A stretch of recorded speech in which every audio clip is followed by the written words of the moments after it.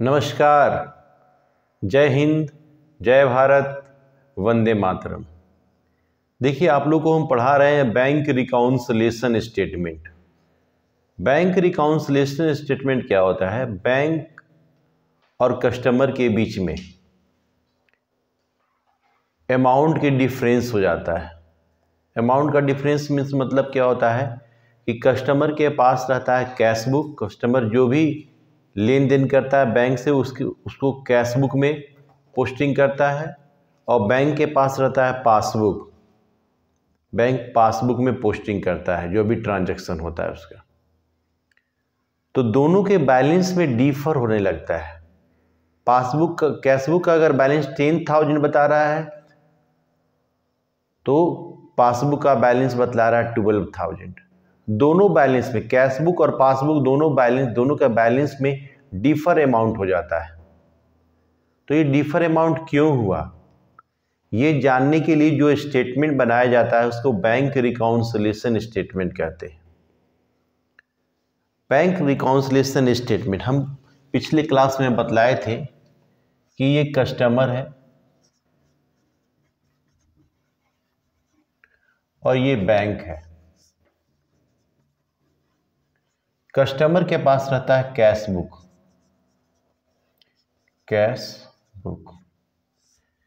Cash book का दो balance होता है, डेबिट एंड क्रेडिट। अगर डेबिट बैलेंस है और क्रेडिट, डेबिट बैलेंस को बोलते हैं फेवरेबल बोलते हैं। अगर कैश बुक का डेबिट बैलेंस है तो उसको बोलते हैं फेवरेबल बोलते हैं। अगर कैश बुक का क्रेडिट बैलेंस है तो अनफेवरेबल बोलते हैं। फेवरेबल मतलब होता है बैलेंस यानी कि प्लस में पैसा है, और अनफेवरेबल मतलब होता है कि बैंक में जो पैसा माइनस में चला गया है।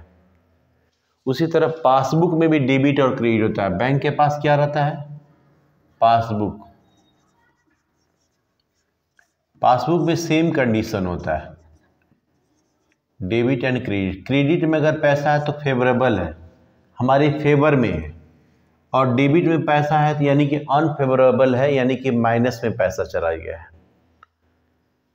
तो डेबिट में अगर कैश का अगर डेबिट बैलेंस है देन इसको बैलेंस बोलेंगे। फेवरेबल को बैलेंस बोलते हैं और अनफेवरेबल को ओवरड्राफ्ट कहते हैं। ओवरड्राफ्ट। अगर कैश बुक का क्रेडिट बैलेंस है तो उसको अनफेवरेबल यानी कि ओवरड्राफ्ट कहा जाएगा। पासबुक का अगर क्रेडिट बैलेंस है तो फेवरेबल बोला जाएगा, तो फेवरेबल को बैलेंस बोला जाता है। और डेबिट अगर बैलेंस है पासबुक का तो उसको बोलते हैं अनफेवरेबल यानी कि ओवरड्राफ्ट। ओवरड्राफ्ट यानी पैसा माइनस में। ये पैसा माइनस में है, पैसा प्लस में। ये माइनस में है और ये प्लस में। प्लस में अगर पैसा है, डेबिट बैलेंस, कैश बुक का डेबिट बैलेंस का मतलब होता है प्लस में पैसा है, फेवरेबल है। कैश बुक का अगर क्रेडिट बैलेंस है इसका मतलब माइनस में पैसा है, अनफेवरेबल है। वही चीज पासबुक में क्या होता है? पासबुक में अगर क्रेडिट बैलेंस है देन वो फेवरेबल है, फेवरेबल को बैलेंस बोला जाता है। अगर पासबुक का डेबिट बैलेंस है तो वो अनफेवरेबल है, इसको ओवरड्राफ्ट कहते हैं, ये माइनस में पैसा है।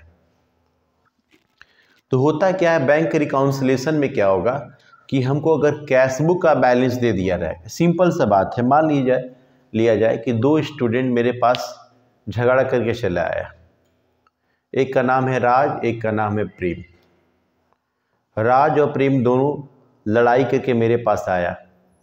राज बोलता है कि सर प्रेम को आप मत पढ़ाइए, प्रेम ने हमें मारा है। तो राज का हम बात सुनेंगे और डिसीजन दे देंगे कि हम प्रेम से भी पूछेंगे, बताइए प्रेम क्या बात हुआ, क्यों आपने इसे राज को मारा है। तो हम प्रेम से पूछते हैं प्रेम आखिर क्या बात है, क्यों आप राज को मारे। तो प्रेम बोलता है सर ये हमको गाली दिया था। देन दोनों का बात यहाँ पे मालूम चल गया कि प्रेम गाली दिया था और राज गाली दिया था और प्रेम ने मारा था, तो दोनों ने गलती किया था। तो किसी एक पक्ष को सुनकर डिसीजन नहीं देता है। कोर्ट में भी आप जाइएगा तो कोर्ट में, न्यायालय में जज जो है ना, पक्ष और विपक्ष दोनों का बात सुनता है। उसके बाद अपना निर्णय, अपना डिसीजन सुनाता है। तो यहाँ पे जब क्वेश्चन आप जब सॉल्व कीजिएगा तो आपका कैशबुक का बैलेंस दिया रहेगा, कैशबुक में कितना पैसा ये दिया रहेगा, लेकिन पासबुक का पैसा मालूम नहीं रहेगा आपको। तो पहले पासबुक का पैसा हम लोग काउंट करेंगे, निकालेंगे आखिर पासबुक में कितना पैसा शो कर रहा है। कभी कभी पासबुक का पैसा दे दिया रहेगा और कैशबुक का पैसा नहीं दिया रहेगा, तो कैशबुक का पैसा को पहले हम लोग कैलकुलेट करेंगे, आखिर कैशबुक में कितना बैलेंस बताया जा रहा है। देन प्रॉब्लम का सॉल्यूशन किया जाएगा, किस किस पॉइंट के कारण दोनों अमाउंट में डिफर आया, कैशबुक का और पासबुक का जो बैलेंस इसमें क्यों डिफर आया, ये कब हम लोग देख पाएंगे, जब दोनों का हमको बैलेंस मालूम हो। तो इसके लिए हम लोग बैंक रिकाउंसिलेशन स्टेटमेंट बनाते हैं। बैंक रिकाउंसिलेशन स्टेटमेंट कैसे बनाया जाता है? Bank reconciliation statement, bank reconciliation statement जिस डेट को बना रहे हैं वो डेट जरूर लिखेंगे। मान लीजिए 31 मार्च 2022 को बना रहे हैं।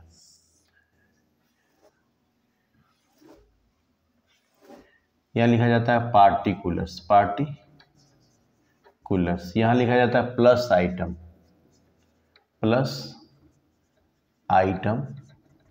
यहाँ लिखा जाता है माइनस आइटम, प्लस आइटम और माइनस आइटम।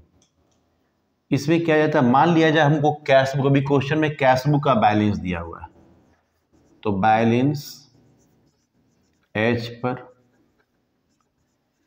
कैशबुक का जो बैलेंस है उसको हम यहाँ पे लिखेंगे और यहाँ पे हम ऐड करते हैं।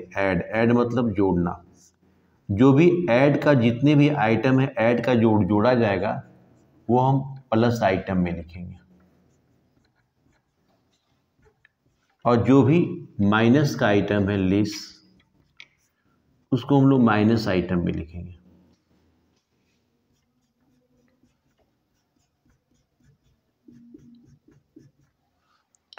अब क्या करते हैं, प्लस वाला सारा जोड़ लेते हैं और माइनस वाला जो है उसको घटा देते हैं। यहाँ पे जो रिजल्ट आएगा, ये रिजल्ट आता है, इसको लिखेंगे बैलेंस एच पर पासबुक, यानी पासबुक का ये बैलेंस है। जितने भी आइटम हैं, मान लीजिए 4 आइटम माइनस के, 4 आइटम प्लस के, तो प्लस वाला ऐड करके उसमें से ये माइनस वाला लेस कर दिया जाता है, तो ये बैलेंस एच पर पासबुक आ जाता है। एक तो ये रूल है, एक रूल और है,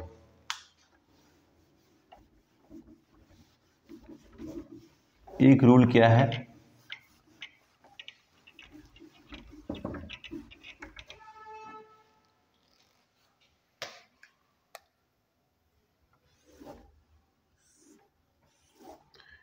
यहाँ लिखेंगे बैलेंस एच पर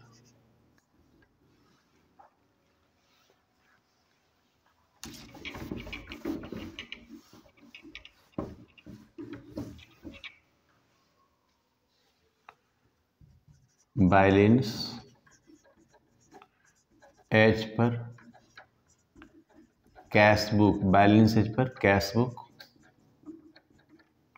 यहाँ पे अमाउंट लिखेंगे, अमाउंट रुपीज, यहाँ पे ऐड जितने भी आइटम ऐड के हैं उसको हम अंदर यहाँ पे डिटेल्स में लिखेंगे। यहाँ डिटेल्स का कॉलम होगा,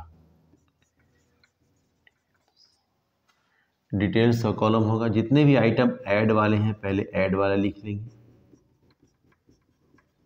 और यहाँ पे इसको यहाँ पे लिख देंगे, इसको ऐड करके यहाँ पे लिखेंगे। फिर यहाँ पे लेस, जितने भी लेस वाले आइटम हैं उसको यहाँ पे लिख देंगे और लेस कर देंगे। यहाँ पे जो रिजल्ट आया, ये रिजल्ट आया मेरा बैलेंस एच पर पासबुक, तो ऐसे बैंक रिकॉन्सिलिएशन स्टेटमेंट बनाया जाता है।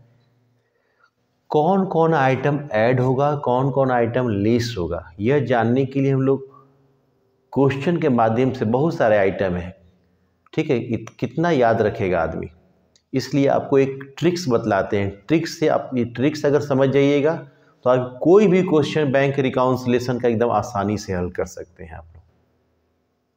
तो ट्रिक्स क्या है बतलाते हैं।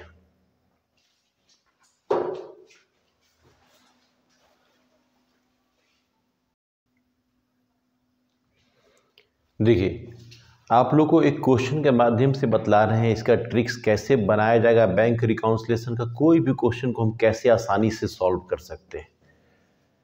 देखिएगा,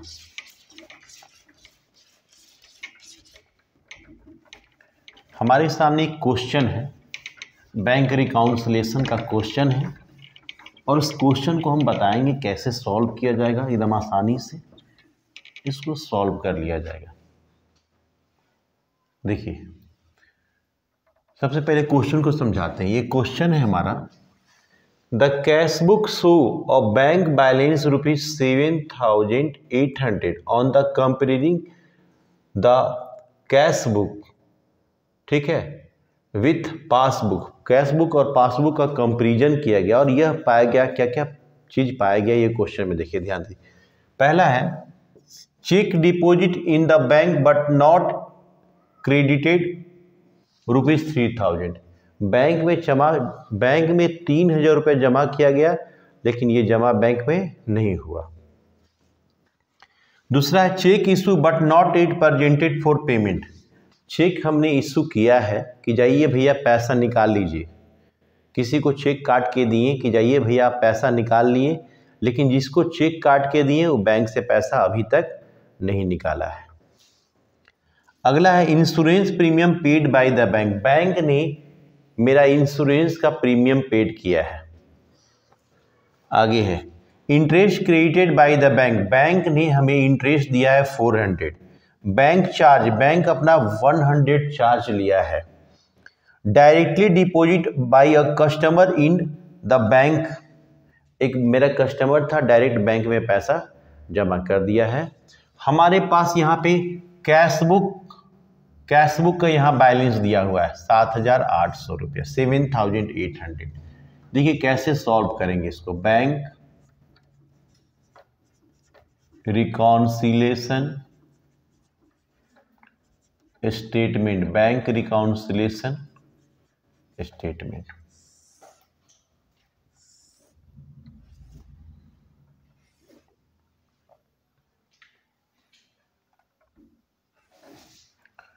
यहां पे लिखेंगे पार्टिकुलर्स, यहां पे लिखेंगे प्लस आइटम,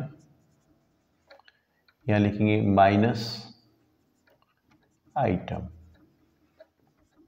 रुपीज। सबसे पहले हम लिखेंगे बैलेंस एच पर, बैलेंस एच पर कैश बुक का बैलेंस दिया हुआ। कैश बुक का बैलेंस कितना दिया हुआ मेरा 7,800। अब यहां पे क्या है ध्यान से समझना है हम लोग को, माइनस और प्लस आइटम को समझना है। यहां हम कैश बुक से क्वेश्चन बना रहे हैं तो पहले हम यहां पे कैश बुक लिखेंगे, कैश बुक। फिर यहां लिखेंगे हम पासबुक, फिर यहां लिखेंगे हम रूल, और फिर हम यहां लिखेंगे अमाउंट। ध्यान से समझना है। पहला क्वेश्चन हमारे पास है cheque deposit in the bank but not at credited. Bank में हम चेक जमा करने के लिए भेजे, तो चेक कभी भी हम, मान लीजिए जिस बंदे को हमने चेक दिया जमा करने के लिए, वो बंदा बैंक में चेक जमा नहीं किया, लेकिन हम अपने घर में, हमारे घर में तो कैश बुक है, कस्टमर के पास रहता है कैश बुक, वो कैश बुक में ऐड कर दिया, प्लस कर दिया, लेकिन बैंक में पैसा जमा नहीं है तो बैंक में तो माइनस का माइनस ही रह गया। हमने पैसा जमा करने के लिए, चेक जमा करने के लिए बैंक भेजा, तो अपने घर में प्लस कैश बुक में हमने ऐड कर दिया, लेकिन बैंक में पैसा जमा नहीं हुआ तो बैंक में माइनस है। तो यहाँ पे जो आपका मार्क है, यहाँ पे जो चिन्ह है, वही रूल में होना चाहिए। ऐसा ना कि प्लस माइनस माइनस, वो रूल नहीं, मैथ का रूल नहीं है। यहाँ पे जो इंडिकेट कर रहा है चिन्ह वही रूल में होगा। और अमाउंट कितना है 3000। तो यहाँ माइनस में जाएगा, लिखेंगे यहाँ पे ऐड प्लस आइटम, यहाँ लेस माइनस आइटम लिखेंगे। पहला cheque deposit but not credited, minus में जाएंगे 3000 लिखेंगे, 3000 रुपया। अब आइए सेकेंड केस क्या है, cheque issue but not at presented for payment. Cheque काट के दे दिए थे कि जाइए भैया पैसा निकाल लीजिए। मान लिया जाए हम दूध वाले को, मेरे यहाँ जो दूध देता था उसका बिल था 1500, तो हमने चेक काट के दिया, जाइए भैया पैसा आप बैंक से निकाल लीजिएगा। तो हम चेक काट के दिए तो अपना कैश बुक में क्या किए, लेस कर दिए। हम तो ये सोच रहे हैं कि पैसा मेरा बैंक अकाउंट से निकल चुका होगा, अपने घर में कैश बुक में लेस कर दिए। लेकिन वो दूध वाला जिसको हमने 1500 का चेक काट के दिया था कि जाइए पैसा निकाल लीजिए, वो बैंक से पैसा नहीं निकाला, तो बैंक का पैसा ज्यों का त्यों प्लस का प्लस में रह गया। तो यहाँ पर प्लस में है, यहाँ प्लस का मार्क है, तो यहाँ भी प्लस का मार्क रूल में हो जाएगा और अमाउंट हो जाएगा 1500। तो प्लस में यहाँ पे आके लिखेंगे check issued but not at presented for payment, लेकिन पेमेंट के लिए वो बैंक में प्रेजेंट किया ही नहीं। 1500 ये प्लस का आइटम है, प्लस में लिखेंगे। अब आता है इंश्योरेंस प्रीमियम। बैंक मेरा इंश्योरेंस प्रीमियम 2000, बैंक ने मेरा इंश्योरेंस प्रीमियम 2000 रुपये जमा किया, तो बैंक अपना पॉकेट से जमा करेगा, मेरे ही अकाउंट से ना जमा करेगा।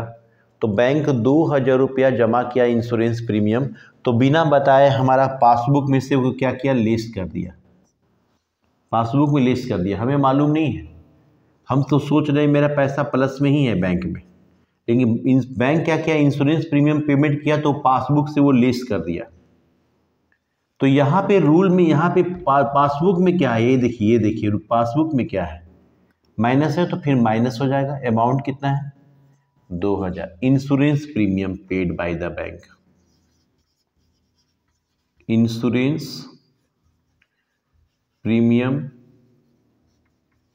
Paid by the bank, bank ने इंश्योरेंस प्रीमियम 2000 रुपये का पेमेंट किया। अब आइए interest credited by the bank. हम लोग बैंक में पैसा जमा किए हैं, तो बैंक हमें 400 रुपया इंटरेस्ट दिया, 400 बैंक हमको इंटरेस्ट दे रहा है, 400 रुपया बैंक हमको इंटरेस्ट दे रहा है। तो 400 रुपया बैंक हमको इंटरेस्ट दे रहा है, तो बिना बताए क्या करेगा, वो पासबुक में ऐड कर दिया, हमें मालूम नहीं है, तो लेस है। तो यहाँ पे प्लस है, तो यहाँ भी प्लस हो जाएगा। अमाउंट कितना है 400।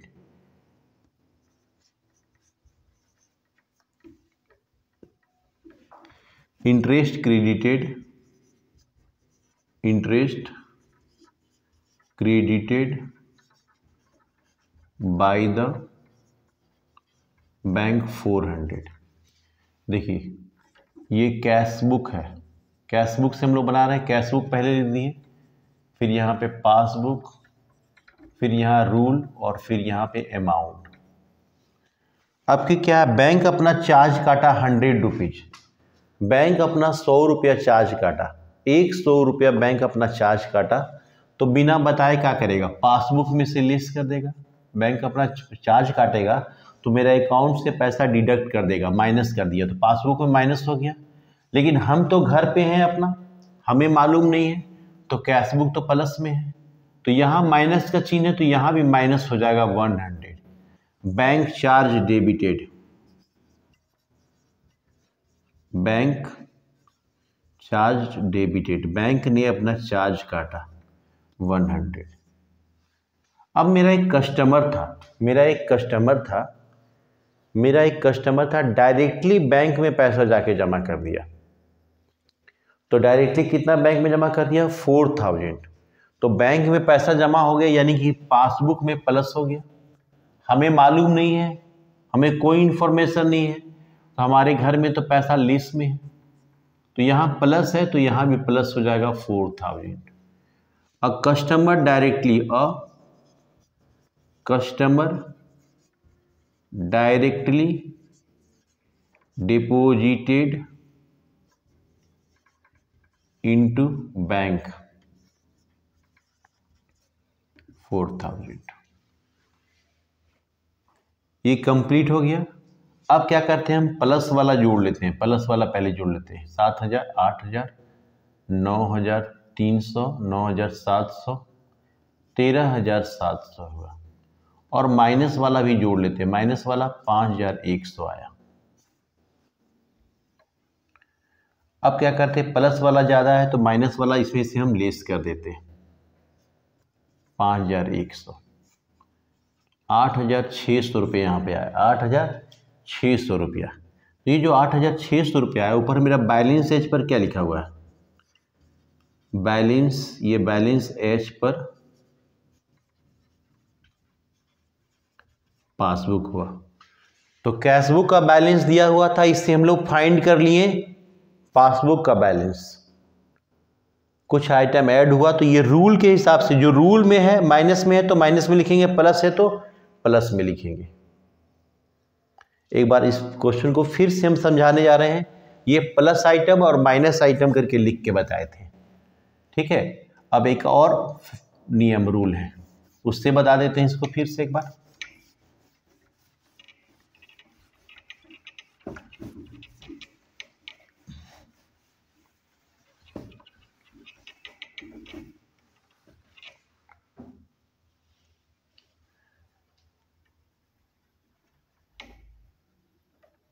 यहां लिखते हैं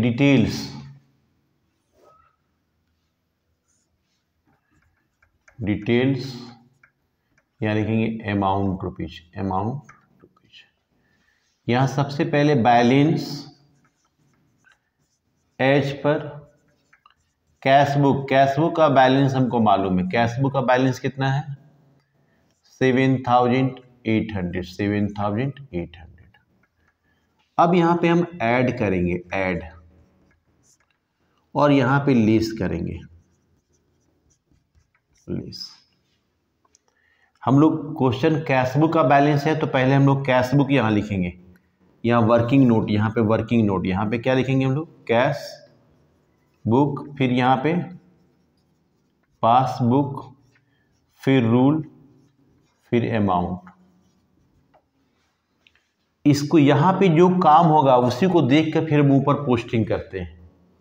अब ध्यान दीजिए, cheque deposit in the bank but not credited. Cheque हम जमा करने के लिए दिए थे तो अपनी घर में, अपनी कस्टमर के पास रहता है कैशबुक और बैंक के पास रहता है पासबुक।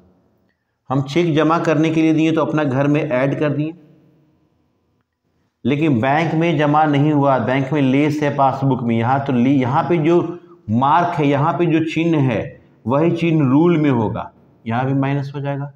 अमाउंट हो जाएगा 3000। तो रूल क्या बता रहा है? माइनस में लिखने के लिए, तो यहाँ माइनस में लिखेंगे चेक